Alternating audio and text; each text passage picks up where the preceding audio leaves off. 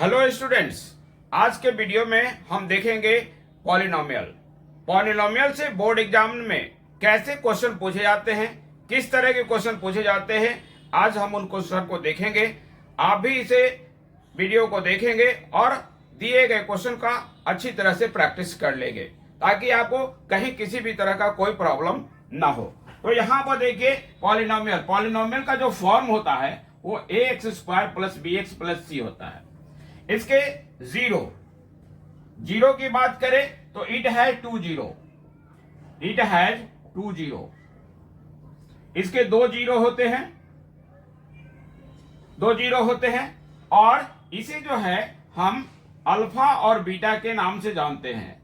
They are alpha and beta. अब यहां पर आप ये भी जान लें कि पॉलिनोमियल में जो भी पॉलिनोमियल होते हैं उसके जितने पावर होते हैं उतने ही जीरो होते हैं।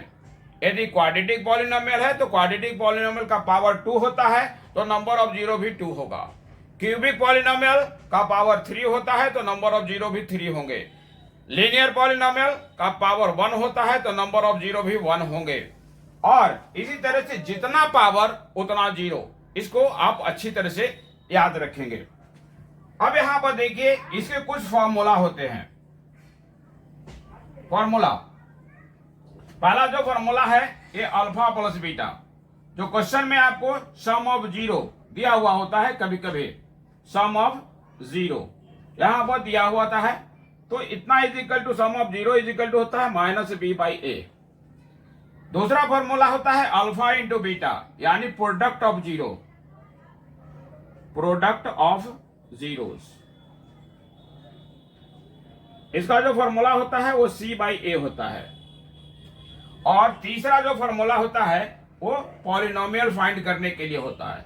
तो polynomial is equal to formula होता है x² minus alpha plus beta into x plus alpha into beta. इस तरह जो है कभी कभी क्वेश्चन में दो जीरो दिए होते हैं और ये कहा जाता है कि इसे पॉलिनोमियल फाइंड कर लीजिए। तो उन दोनों जीरो को हम सबसे पहले एक को अल्फा दूसरे को बीटा ले लेते हैं और अल्फा प्लस बीटा और अल्फा इंटू बीटा फाइंड करते हैं और फिर इस पॉलिनोमियल का जो फॉर्मूला है इसमें वैल्यू पुट करते हैं और इस तरह से पॉलिनोमियल फाइंड कर लेते हैं।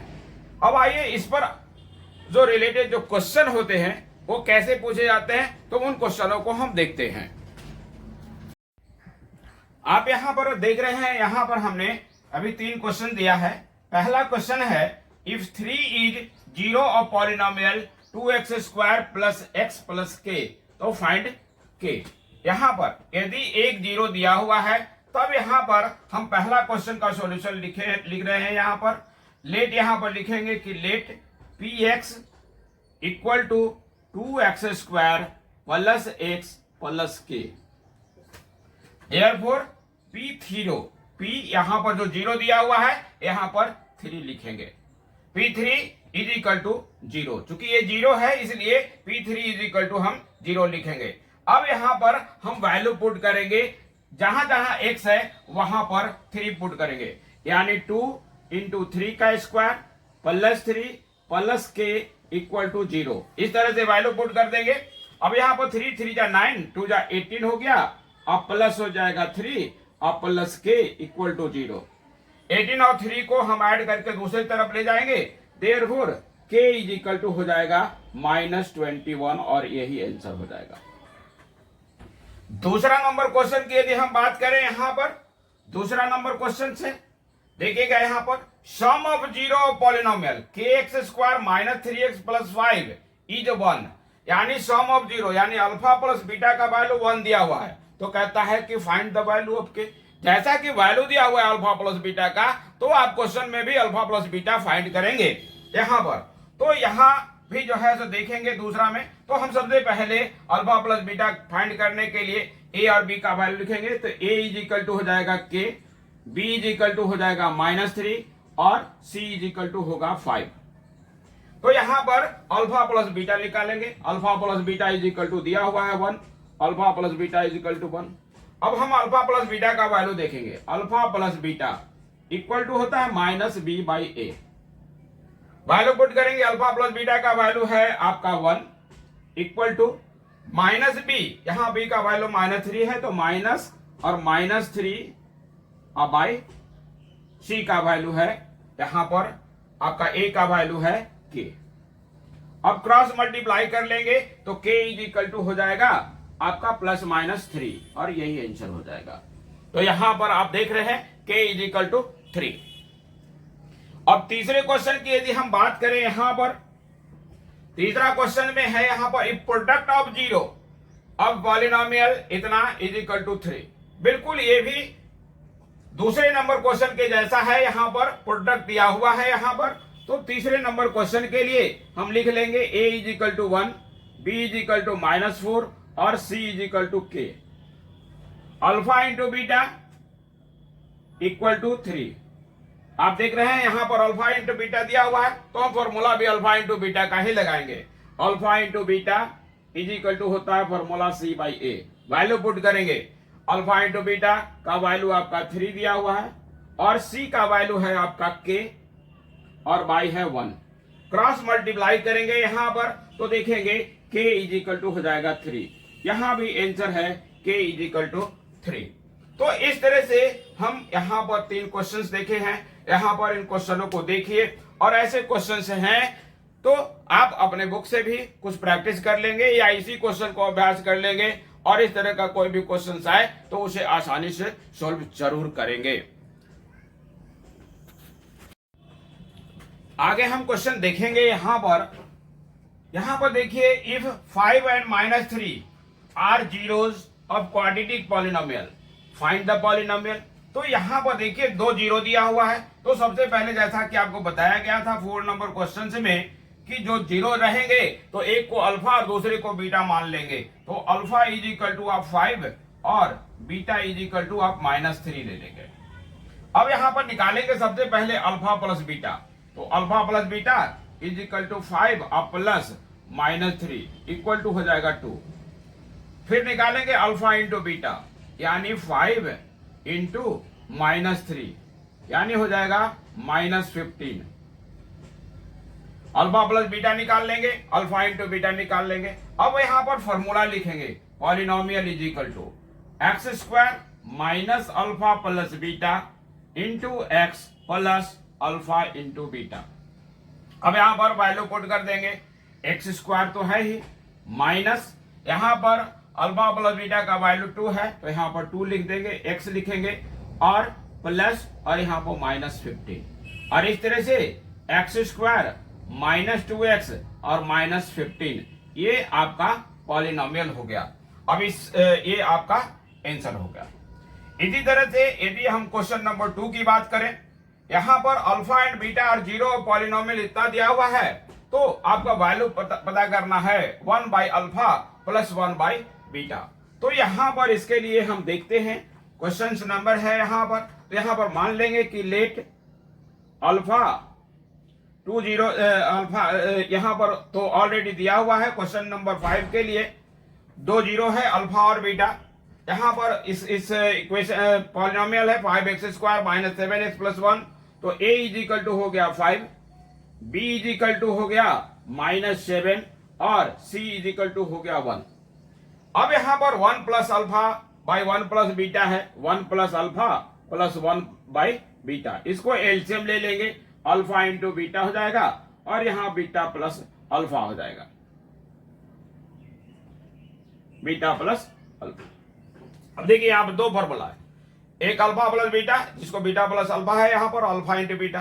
तो इसके लिए आपको अल्फा प्लस बीटा निकालना होगा और अल्फा इंटू बीटा निकालना होगा। तो पहले निकालेंगे alpha plus beta. Alpha plus beta का वैल्यू -b/a होता है। यहाँ b का वैल्यू 7 है तो यहाँ -7 by a is equal to 5 है। Alpha into beta is equal to c/a। c आपका है यहां पर 1 और अल्फा इज इक्वल टू है 5।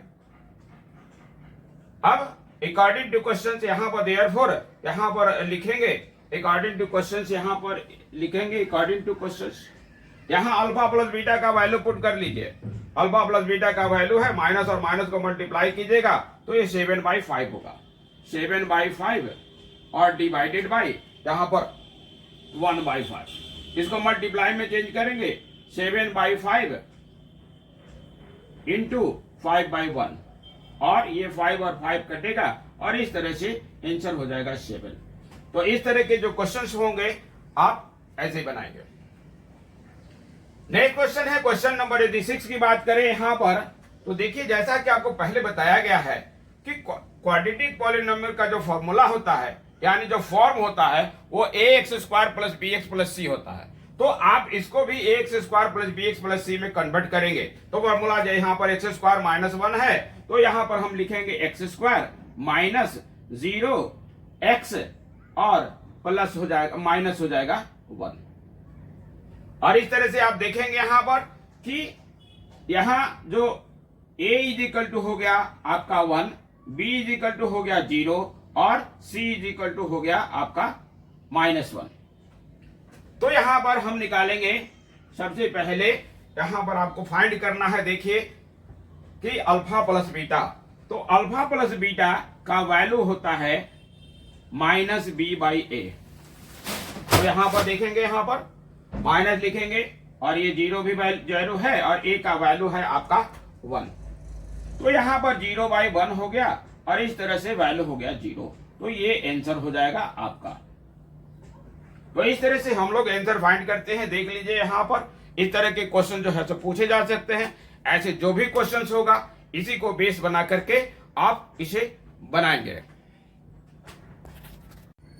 आगे हम देखेंगे इसमें और किस तरह के क्वेश्चन पूछे जाते हैं। यहां पर देखिए, if 1 0 of polynomial x² - 4x + 1 is 2 + √3, तो फाइंड अदर 0। जैसे ही आपको अदर 0 यदि पूछा जाता है तो आप यहां पर इसे ले लेंगे कि यहां पर जब सोल्व करेंगे तो यहां पर लिख देंगे कि let 2 zeros are alpha and beta. Alpha is equal to 2 + √3, एक दिया हुआ है उसको अल्फा मान लेंगे, और beta is equal to what. Formula हम यूज करेंगे अल्फा प्लस बीटा का। Alpha plus beta is equal to -b/a। Alpha plus beta, alpha का वैल्यू है आपका 2 + √3, प्लस बीटा का वैल्यू नहीं दिया हुआ है, -b। यहां पर देखिएगा a का वैल्यू 1 है, b का वैल्यू -4 है, तो यहां पर -4/1। यहां पर देख लीजिएगा a का वैल्यू 1 है, b का वैल्यू -4 है और c का वैल्यू 1 है। ये वैल्यू हमने पुट कर दिया। अब यहां पर देखिए कि 2 + √3 plus beta is equal to 4। तो बीटा इज इक्वल टू क्या होगा, इसको आप उस तरफ ले जाइए तो 4 हो जाएगा -2 और -√3, यानी 2 - √3। तो बीटा का वैल्यू हो गया, यानी other root is equal to, यहां पर अदर रूट इक्वल टू हो जाएगा 2 - √3। तो इस तरह से अदर रूट यदि आपको पता करना हो तो अल्फा प्लस बीटा ही फाइंड करेंगे और एक को अल्फा मान लेंगे। आगे जो क्वेश्चन पूछे जाते हैं, ये पूछे जाते हैं कि which of the following are polynomial. तो सबसे पहले ये जान लीजिए कि कौन पॉलिनोमियल नहीं होता है। जिस वेरिएबल का पावर निगेटिव हो या जिस वेरिएबल का पावर फ्रैक्शन में हो वो पॉलिनोमियल नहीं होता है। इसी को दूसरे शब्दों में यदि कहा जाए कि जो वेरिएबल रूट के अंदर हो या जो वेरिएबल डिनोमिनेटर में हो यदि, तब वो पॉलिनोमियल नहीं होता है। बाकी सभी पॉलिनोमियल्स होते हैं, कांस्टेंट रूट के अंदर हो सकते हैं। अब यहां पर देखिए कौन कौन पॉलिनोमियल नहीं हो सकते हैं। यदि हम यहां पर देखें, जैसे x + 1/x, यहां पर x जो है डिनोमिनेटर में है, इसलिए यह पॉलिनोमियल नहीं है।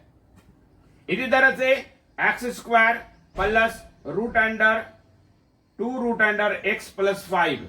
यहां पर देखिए x जो है रूट के अंदर है यहां वेरिएबल, इसलिए ये पॉलिनोमियल नहीं है। इसी तरह से यदि आप और देखें कि x² है, x³ है, यहां पर प्लस है x पर पावर 1/3 प्लस 9, तो यहां पर जो पावर है वो फ्रैक्शन में है, इसलिए ये भी पॉलिनोमियल नहीं है। तो जिसका पावर, अब इसी तरह का यहां देखें x² प्लस x-3 प्लस 9, यहां पर भी इसका जो पावर है वो निगेटिव है, इसलिए ये पॉलिनोमियल नहीं है। तो ऐसे जो यदि कोई है तो इस तरह का पॉलिनोमियल नहीं है। वेरिएबल डिनोमिनेटर में है, वेरिएबल रूट के अंदर है, वेरिएबल का पावर फ्रैक्शन में है, वेरिएबल का पावर नेगेटिव है, तो ऐसे पॉलिनोमियल नहीं होते हैं। बाकी सभी पॉलिनोमियल है। और याद रखें, जीरो भी पॉलिनोमियल है, जीरो भी पॉलिनोमियल है, और कोई भी नंबर चाहे वो नेगेटिव है या पॉजिटिव, वो सभी के सभी पॉलिनोमियल हैं। इस बात को हमेशा ध्यान में रखेंगे।